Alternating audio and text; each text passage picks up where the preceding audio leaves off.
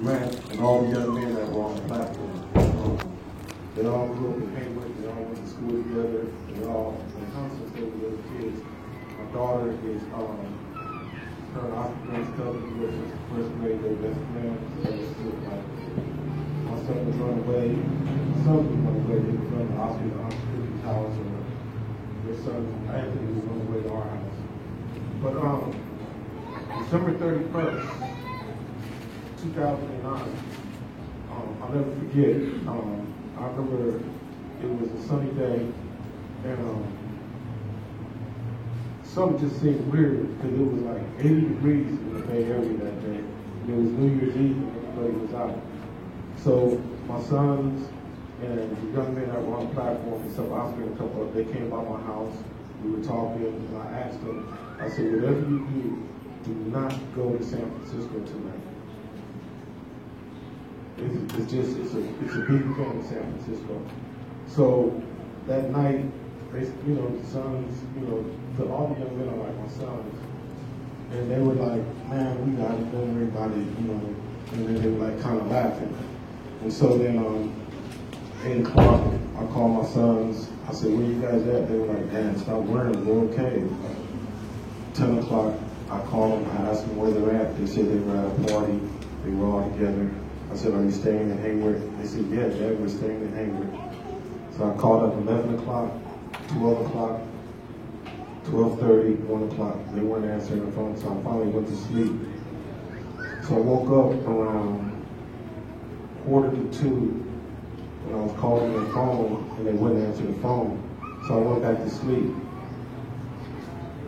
So December 31st, they decide they get a call. Oscar gets a call from the young man. He's with his mother, and they said, "Man, we're going to San Francisco. Meet us at Southside Hayward BART station." So they all met off the Hayward BART station. So they all get on the train. My two sons, Michael Greer, Chris, Chuck, Mike, Jamil, all of them get on the train. They head to San Francisco. So they're on the train. They're going to San Francisco. So they missed the fireworks, so they walk around. They're walking around San Francisco. Then Oscar says, "Let's go. We should head back." So it's about 1:30, 1:45. They're heading back to San Francisco. So they're headed back to Hayward. So they get on the train. So then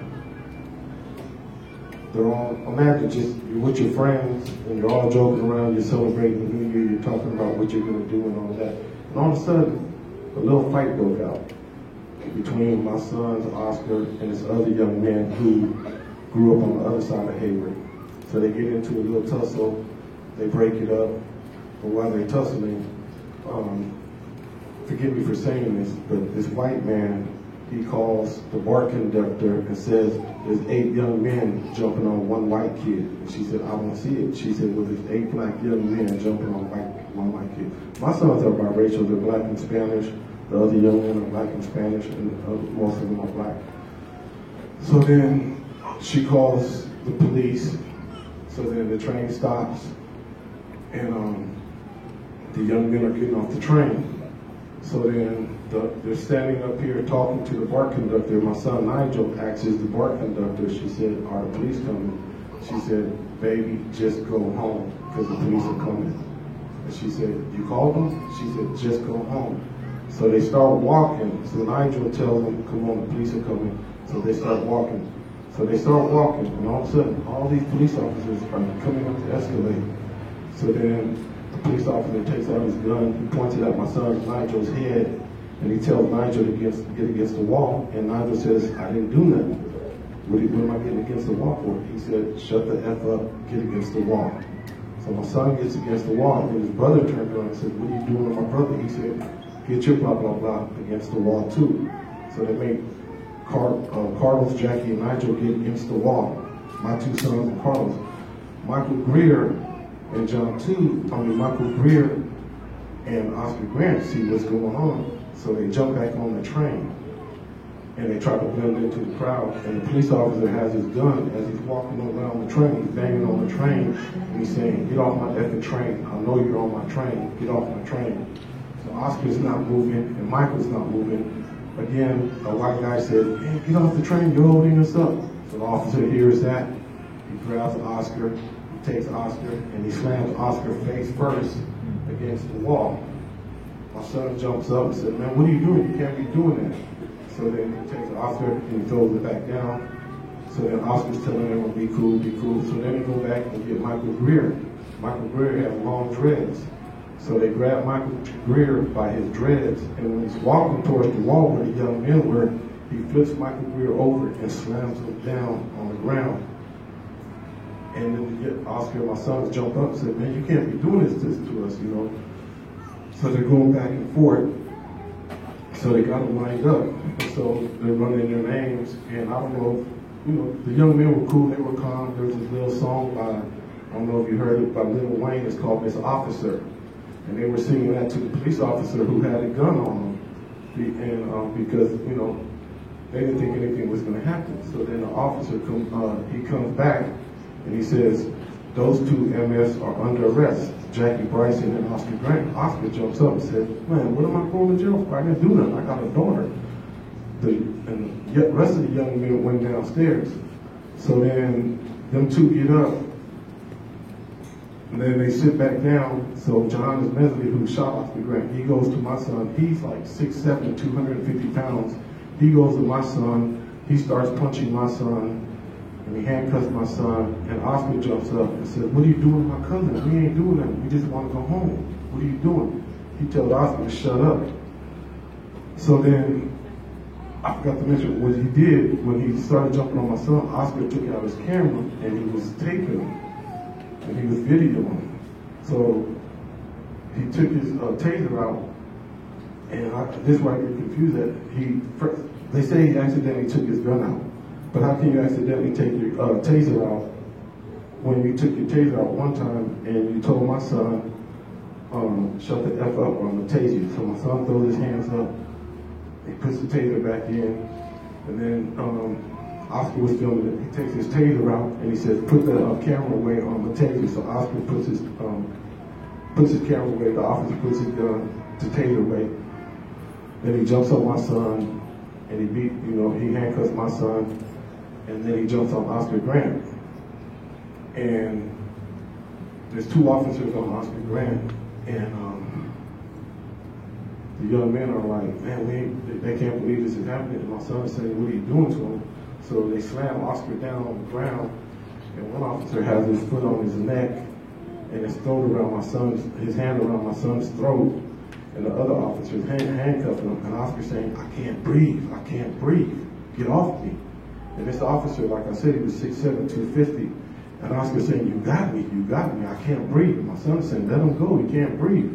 So the officer says, he handcuffs Oscar, and he says, "F this," and he steps back, he takes his gun out, and he shoots Oscar Grant in the back.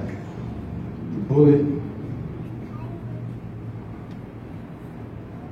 bullet goes through his back into his lung, hits the concrete, and bounces back into his other lung. And then the whole platform and everyone just got quiet because they were looking for the taser. And my son turned around and he's looking at him. And Oscar looked at my son and he said, "He shot me." And my son said, he's looking at him and he said, "He shot me, my daughter. I got my daughter." So my son started screaming, "Oscar, don't close your eyes. Oh, don't close." And all the young men are screaming, "Don't close your eyes." Oscar, they pick him up. As they pick him up, all the blood and smoke is coming from his chest. So then they rush the young men. They rush them and they arrest them. They don't know what's going on. Oscar's on the platform. They took my sons and the other young men to jail. They kept them in the car for 2 hours, not attended to. They just left them in the car. Then they came back. They brought them in the station. They roughed them up. They were walking around, and my sons and his friends were saying, "What happened to Oscar? Is he alive?" And they were laughing about it. They were giving each other high fives, saying that was a good one. So then they finally got released, and they went to the hospital. And then my son was, I get a call at 5:30 in the morning. All the parents were screaming. Someone was shot. we didn't know who was shot, and then we found out it was Oscar when my son finally got released and we went to the hospital. And he called me and he said, "Dad, Oscar got shot last night." I said, "I'm looking at it on the news. I'm thinking he's gonna make it." And an hour later, I could hear everyone in the background screaming and crying. My son said, "Dad," he was crying. He said, "Dad, he's gone." I said, "Who's gone?" He said, "Dad, Oscar is gone. He's dead." So,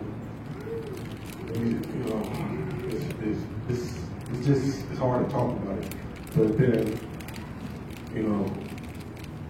we can go into details later. The officer was charged. The Bay Area came together. We started organizing. I was organizing. And we got the officer charged with murder. But it was switched to LA. I'm just talking shorthand because of my time. And we thought the officer was going to receive a life sentence. He only received 11 months. He received a gun enhancement charge with it. But the judge made a mistake and said I shouldn't have put the gun enhancement on it. He took the gun enhancement, which would have gained 14 years. He ended up doing 7 months. When he came home, the police association, this is how they worked together. They had $1 million check for him. But one of the things I experienced in this, I was the only one in the courtroom when they were picking the jury. And I seen racism. Now I know what they mean by racism. Every black juror they picked, they said, "Have you ever had an experience with a police officer?" "Yeah, I was given a ticket. I felt I didn't deserve the ticket." "You're discriminating against the police officers. They would take you off the jury." But if you were white, and they asked one lady, how's your experience with police officers? And all the people said they love police officers, they live next door to them, they barbecue together. Those were the ones on the jury. So when you have an officer that's practically free. So the story is so long, I'm sorry, I came all the way to San Diego, but I want to be respectful of other people's time, but we're going to have a Q&A. And there's so many things running through my head that I want to share. But I want to share this too.